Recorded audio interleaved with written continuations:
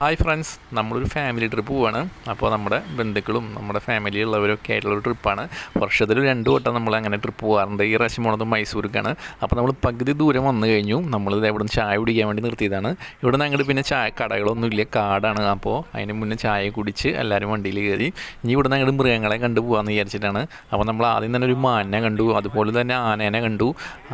കുറേ മൃഗങ്ങളൊക്കെ നമ്മൾ കണ്ടു. കുറച്ച് വീഡിയോസൊന്നും എടുക്കാൻ പറ്റിയില്ല. അപ്പോൾ മൈസൂർക്ക് വരുമ്പോൾ തന്നെ ഈ മൃഗങ്ങളെ കാണാമെന്നുള്ളതല്ലേ നമ്മൾ മൈസൂർ യാത്രയിൽ ഏറ്റവും കൂടുതൽ സന്തോഷം നൽകുന്ന കാര്യം.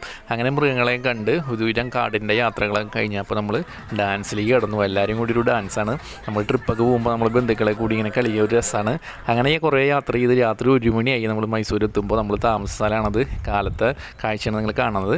അങ്ങനെ ഞങ്ങൾ റൂമിൽ നിന്ന് ഇറങ്ങി ആദ്യം തന്നെ ഫിലോമിന ചർച്ച് കാണാൻ വേണ്ടി വന്നിരിക്കുകയാണ്. മൈസൂർ വന്നു കഴിഞ്ഞാൽ നമ്മൾ കാണുന്ന കുറേ സംഭവങ്ങളുണ്ടല്ലോ, അതിലൂടെ തന്നെ നമ്മളും പോയിക്കൊണ്ടിരിക്കുകയാണ്. അങ്ങനെ ചർച്ച് കണ്ട് തിരിച്ച് നമ്മൾ പാലസിലേക്ക് വന്നിട്ടുണ്ട്. പാലസിലെ കാഴ്ചകളാണ് നിങ്ങൾ കണ്ടുകൊണ്ടിരിക്കുന്നത്.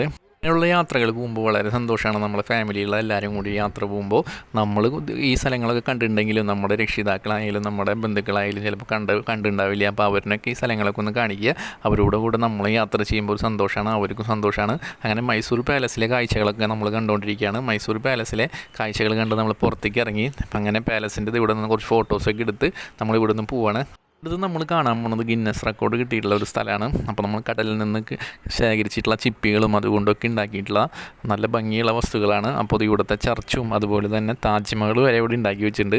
അതുപോലെ തന്നെ ഗണപതിയുടെ വിഗ്രഹം, അങ്ങനെ കാണാൻ നല്ല രസമാണ്. ഒരുപാട് കാഴ്ചകൾ ഇവിടെ കാണാൻ പറ്റി. ഞാൻ മൈസൂർ മുന്നേ വന്നിട്ടുണ്ടെങ്കിലും ഇവിടെ വന്നിട്ടില്ല. ഈ താജ്മഹൽ കാണാൻ തന്നെ ഒരു പ്രത്യേക ഭംഗിയല്ലേ. കടലിൽ നിന്ന് ശേഖരിച്ചിട്ടുള്ള ചിപ്പികളും കൊണ്ടാണ് ഈ താജ്മഹൽ ഉണ്ടാക്കിയിട്ടുള്ളത്.